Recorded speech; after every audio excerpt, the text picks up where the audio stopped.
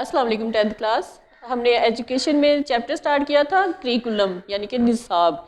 उसके हमने पॉइंट्स किए थे मकासिद निसाब यानी कि ऑब्जेक्टिव्स ऑफ करिकुलम, और तदरीसी मवाद टीचिंग मटेरियल, और उसके बाद किया था हमने तदरीसी हिकमत अमली यानी कि टीचिंग मेथोलॉजी, और एक चौथा उसका पॉइंट था जायज़ा एवोल्यूशन। ठीक है, ये चार हमने पॉइंट्स कर लिए थे। आज हमने उसके आगे रीडिंग करनी है। आज हम पेज नंबर 50 की रीडिंग करेंगे। ठीक है, तो ओपन बेटा page number 50, page number 50 open करें। अब हमने देखना है कि निसाब के मुख्तलिफ अज्जा का बाहमी ताल्लुक कैसे होता है, यानी कि निसाब के जो मुख्तलिफ अज्जा, चारों अज्जा थे, ठीक है, उनको किस तरह से बाहमी उनका ताल्लुक बनता है। तो इसके देखते हैं कि तालीमी मकासिद जो हैं, दरसी मवाद, तदरीसी तरीके और जायज़ा, ये चार थे ना उसके तरकीबी अज्जा, इन चारों को आपस में मरबूत हैं। ये चारों जो हैं आपस में जुड़े हुए हैं, मुंसलिक हैं। उनमें से एक कड़ी भी गायब हो तो निसाब नामुकम्मल हो जाता है। यानी कि इन चारों में से कोई एक पॉइंट भी अगर निकाल दिया जाए तो निसाब जो है करिकुलम वो नामुकम्मल हो जाता है, अधूरा रह जाता है, वो फिर मुकम्मल नहीं होता। तो इसके लिए हम देखते हैं कि किस तरह से निसाब के मुख्तलिफ अज्जा का आपस में बाहमी ताल्लुक है। निसाब के मुख्तलिफ अज्जा का बाहमी ताल्लुक।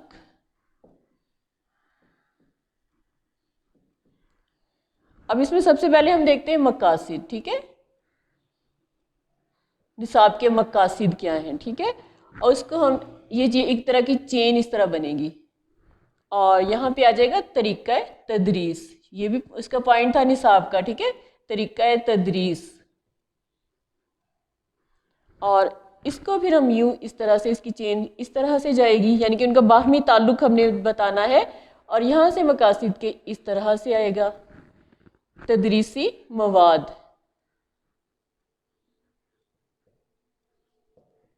Teaching material. ठीक है, और फिर इसको हमने इस तरह से लेके जाना, और यहाँ पे आ जाएगा जायज़ा, यानी कि ये सारे अमल के बाद एक निज़ाम जो है, तालीम का एक निज़ाम जो है वो है जायज़ा। यानी कि इन चारों को आपस में जोड़ा किसने है? जायज़े ने।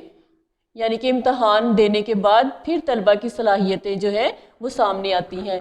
तो इस तरह से ये तरीका जो है निसाब के मुख्तलिफ अज्जा का आपस में बाहमी ताल्लुक बताता है। मकासिद के मुताबिक तदरीसी मवाद का तयन किया जाता है, यानी कि मकासिद होंगे तो ही टीचिंग मटीरियल का एक तयन किया जाता है। मवाद की तकमील तदरीस के ज़रिए होती है। मवाद यानी कि मटीरियल, टीचिंग मटीरियल जो तलबा तक पहुँचाया जाना है। तदरीस की तासीर को जांचने के लिए जायज़ा लिया जाता है, और जायज़े के नतीजे में मकासिद की तामीर नौ होती है। कभी सोच और अमल नोयत की होती है। ठीक है, और कभी हर एक जुज़ का ताल्लुक बाकी तीनों से होता है, यानी कि बाकी कभी तो इनकी जो है नोयत जो है वो सोच और अमल की होती है, लेकिन कभी जो है इनका ताल्लुक जो है तीनों के ज़रिए होता है। और मसलन इसका मिसाल इसकी क्या है कि मकासिद का तयन जो है वो जो है जायज़ा, मकासिद होंगे तो दरसी मवाद का इंतखाब होगा। दरसी मवाद यानी कि टीचिंग मटीरियल, अगर मकासिद होंगे, कोई तालीम के कोई मकसद होंगे तो ही टीचिंग मटीरियल को चूज़ किया जाएगा। मकासिद की तकमील के लिए तरीक़ा तदरीस इख्तियार किया जाता है और जायज़ा लिया जाता है, यानी कि तालीम देने का अमल शुरू होता है, टीचिंग मटीरियल आता है, उसके बाद फिर जो है तालीम का जो आगे सिस्टम शुरू होता है, तलबा तक तालीम को मुंतकिल किया जाता है, और फिर जायज़ा लिया जाता है, यानी कि ये देखा जाता है कि तलबा की सलाहियत किस कदर तक जो है उजागर हो रही है, और निसाब और तदरीस के मकासद पूरे हुए या नहीं। यानी कि जायज़े के ज़रिए ये पता चलता है कि जो निसाब बनाया गया और जो तदरीस के मकासिद हैं क्या वो पूरे हुए हैं या नहीं। ये बात किस में पता चलेगी? जायज़े में। जायज़ा क्या है? इम्तहान। यानी कि ये सारे सिस्टम के बाद एक आखिरी जो उनका निज़ाम है, आखिरी सिस्टम क्या है? जायज़े का, यानी कि इम्तहानात का। तो इस तरह से इम्तहानात के ज़रिए ये पता चलता है कि निसाब और तदरीस के जो मकासिद हैं वो मुकम्मल हुए, पूरे हुए या नहीं हुए, यानी कि उसके बाद तलबा में कोई सलाहियतें आईं या नहीं आई। इस तरह ये चारों अज्जा आपस में मरबूत हैं, और किसी एक जुज़ में ख़राबी तालिब इल्म की शख्सियत पर बहुत ज़्यादा असरात मुरतब करती है। यानी कि ये चारों अज्जा जो हैं, ठीक है, मकासिद, तरीक़ा तदरीस, तदरीसी मवाद और जायज़ा, ये चारों आपस में जो है जुड़े हुए हैं। और उनमें एक में भी अगर ख़राबी आ गई, फ़र्ज़ करें मकासिद में आ गई, ठीक है, मकासिद निसाब में आ गई, या फिर तरीक़ा तदरीस टीचिंग मटीरियल उसमें आ गया, या फिर उसमें जो है मेथोलॉजी ऑफ टीचिंग आ गया, इनमें अगर कहीं पे भी या जायज़े में कोई ख़राबी आ गई, इन चारों में अगर कोई भी ख़राबी आ जाती है तो तालिब इल्म की शख्सियत पर बहुत ज़्यादा असरात मुरतब हो सकते हैं। यानी कि तालिब इल्म की शख्सियत के लिए क्या ज़रूरी है कि ये चारों अज्जा जो है परफेक्ट हों। अब है पाकिस्तान में निसाब की तैयारी, यानी कि मुल्क में कौमी सतह पर वफाकी वजारत तालीम कायम है। मुल्क के अंदर हमारे जो है वफाकी वजारत तालीम कायम है। इस वजारत के तहत शोबा निसाब साजी काम कर रहा था। फिर उसके बाद 18वीं तरमीम आई, और 18वीं तरमीम के बाद क्या हुआ कि निसाब साजी का इख्तियार सूबों को मुंतकिल कर दिया गया। पहले वफाकी तौर पे था, यानी कि एक मुल्क के लेवल पे था, लेकिन उसके बाद जो था हर सूबे को इस बात का इख्तियार दे दिया गया कि वो अपना निसाब खुद तैयार करें। अब ये सूबों की जिम्मेदारी है कि वो पहली जमात से 12वीं जमात तक की निसाब साजी का काम करें। अब सूबों की जिम्मेदारी क्या है कि वो पहली क्लास से लेकर और सेकेंड ईयर तक जितनी क्लासेस हैं उन सब की निसाब साजी का काम तैयार करें। निसाब साजी क्या है? करिकुलम। और दरसी कुतुब की तबात और मेयारी कुतुब की फराहमी सूबाई टेक्स्ट बुक बोर्ड्स की जिम्मेदारी है। जो दरसी कुतुब हैं, जो तालीमी इदारों में जो किताबें पढ़ाई जाती हैं, उनकी इशात यानी कि उनको छापना और उनको मेयार बनाना, उनके एक बहुत अच्छे क्वालिटी वाइज उनको बहुत अच्छा बनाना, और ऐसी किताबों की जो फराहमी है सूबाई टेक्स्ट बुक बोर्ड की जिम्मेदारी है। यानी कि हर सूबे के जो टेक्स्ट बुक बोर्ड हैं, ये उनकी जिम्मेदारी है कि वो तलबा तक अच्छी किताबें पहुँचाएँ, छापें भी और अच्छी किताबें आगे उन तक मुंतकिल भी करें, फराहमी भी करें। तो ये सूबों की जिम्मेदारी है, टेक्स्ट बुक बोर्ड्स की। हर सूबे में अपना टेक्स्ट बुक बोर्ड है और ये उसकी जिम्मेदारी है कि वो दरसी किताबों को छापे और तलबा तक फराहम करे। टेक्स्ट बुक बोर्ड्स में माहिरीन तालीम और माहिरीन मज़ामीन मिलकर निसाब की रोशनी में दरसी कुतुब की तैयारी और इशात का फरीज़ा अंजाम देते हैं। अब निसाब जो है हर बोर्ड ऑफ इसका जो निसाब है हर board of intermediate and secondary education को भी भेजा जाता है ताकि उसके मुताबिक इम्तहानात का इंतकाद किया जा सके। अब इम्तहानात जो हैं ये कौन लेते हैं? बोर्ड ऑफ इंटरमीडिएट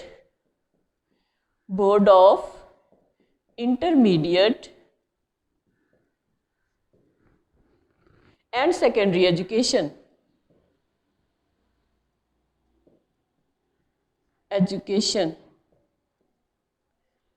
इसके जरिए है इम्तहानात लिए जाते हैं। ठीक है, board of intermediate and secondary education, इसकी शॉर्ट फॉर्म है BISE।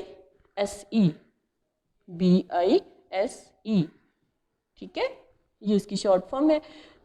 तो इनके ज़रिए से इम्तहानात लिए जाते हैं, इम्तहानात का बाकायदा इनेकाद किया जाता है। जिस तरह आप 9th क्लास के पेपर होने, 10th के बोर्ड के पेपर होने, इसी तरह से फर्स्ट ईयर सेकेंड ईयर।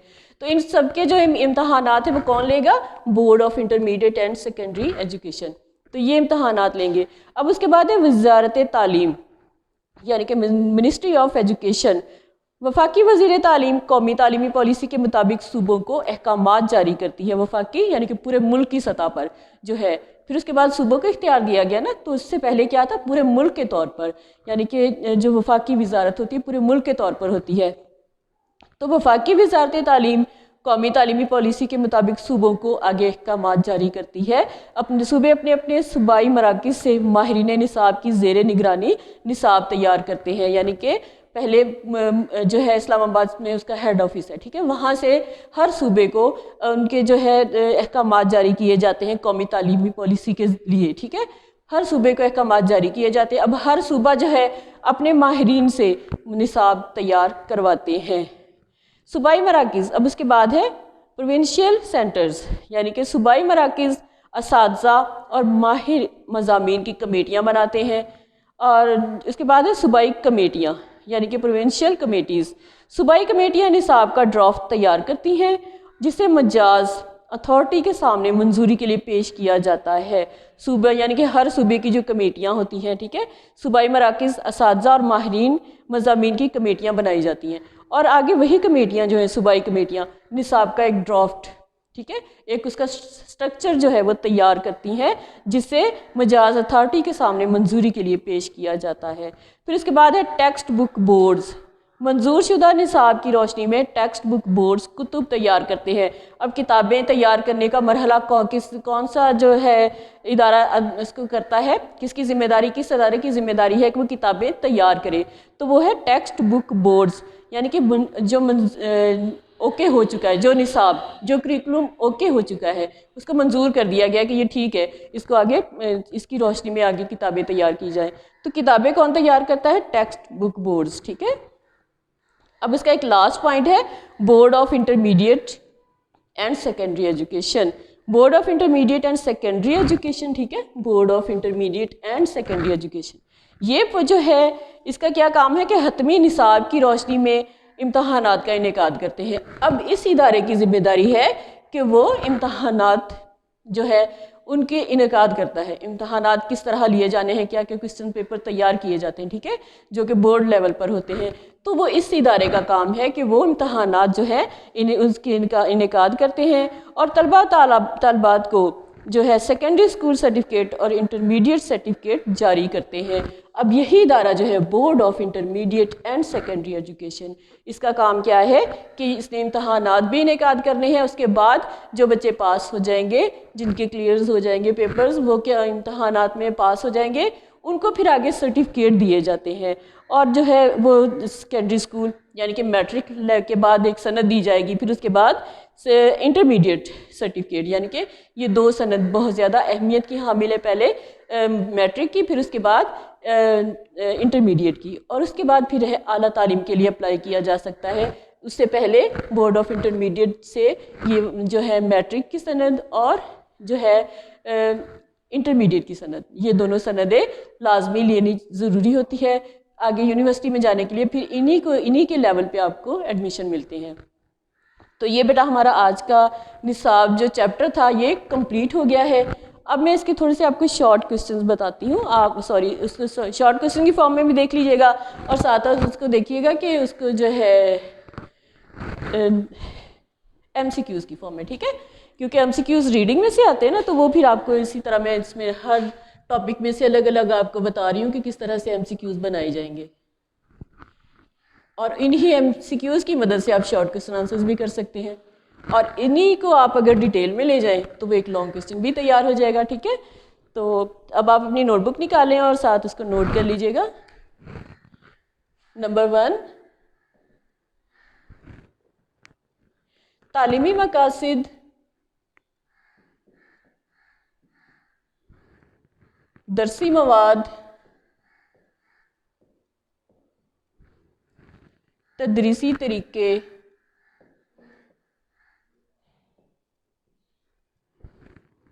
और जायज़ा आपस में है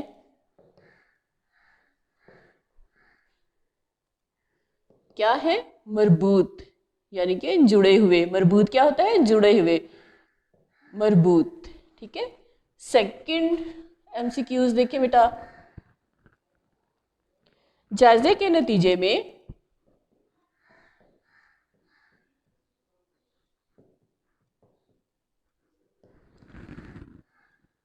डैश की तामीर नौ होती है, तामीर नौ होती है, किसकी होती है? जायजा की। ठीक है, जायजा की यानी कि इम्तहान की। जायजा क्या होता है? इम्तहान। मकासिद हों तो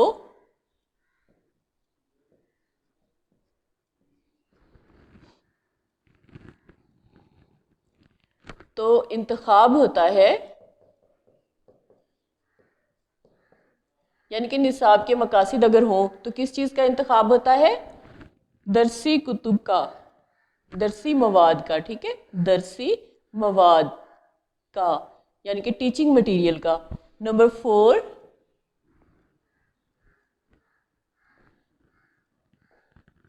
18वीं तरमीम के बाद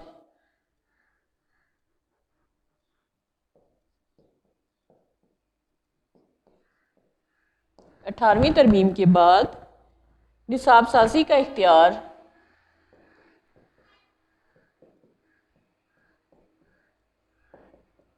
इख्तियार मुंतकिल कर दिया गया। किनको मुंतकिल कर दिया गया था? सूबों को। यानी कि पहले वफाकी सतह पे होता था, वफाकी वजारत के जरिए से, फिर उसके बाद सूबों को मुंतकिल कर दिया गया। Number 5,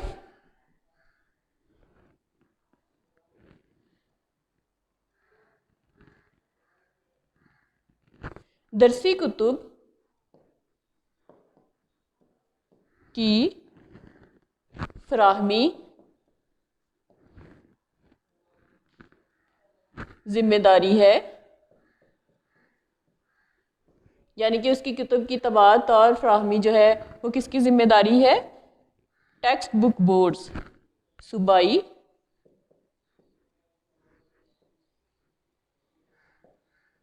text book boards. तो ये बेटा 5 MCQs हैं जो कि आपको मैंने इसके करवाए हैं, इनको आप अच्छी तरीके से याद कर लीजिएगा। एक और आपको बता देती हूँ कि नंबर 6 है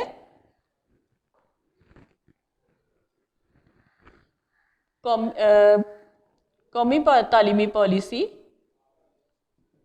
कौमी तालीमी पॉलिसी के मुताबिक सूबों को अहकामात जारी करती है। कौन जारी करती है सूबों के अहकामात? वफाकी विजारत, वफाकी विजारत। ठीक है, ये इसका आंसर आ जाएगा। इसका शॉर्ट क्वेश्चंस में भी आ जाएगा और लॉन्ग में भी। इस तरह से ये MCQs भी बन जाएंगे और टॉपिक को आप इसको पूरे को डिटेल के साथ याद करेंगे तो लॉन्ग क्वेश्चन भी आपका तैयार हो जाएगा। तो हर लिहाज से आपने इस टॉपिक को तैयार करना है। और इसके साथ ही मैंने आपको एक क्वेश्चन पूछा था कि दुनिया में सबसे ज़्यादा इस्तेमाल होने वाली चीज़ कौन सी है? जनरल नॉलेज का एक क्वेश्चन है। ठीक है, उम्मीद है आप लोगों ने सोचा होगा कि क्या चीज़ है। तो इसका सही आंसर है कि पैसा जो है वो दुनिया में सबसे ज़्यादा इस्तेमाल होता है। अब एक और क्वेश्चन है कि इंसान मार्च में फरवरी से ज़्यादा खाना क्यों खाता है? अब इसका आंसर आपने मुझे बताना है। ठीक है, ये जनरल नॉलेज साथ साथ आपकी जनरल नॉलेज के मैं एक क्वेश्चन डेली आपको बता रही हूँ ताकि थोड़ा सा आपको जनरल नॉलेज के बारे में भी थोड़ी इन्फॉर्मेशन आपको मिलती रहे। ठीक है, तो बेटा आज का लेक्चर हमारा कंप्लीट हो गया है। ओके, अल्लाह हाफिज़, स्टे हैप्पी, स्टे ब्लेस्ड।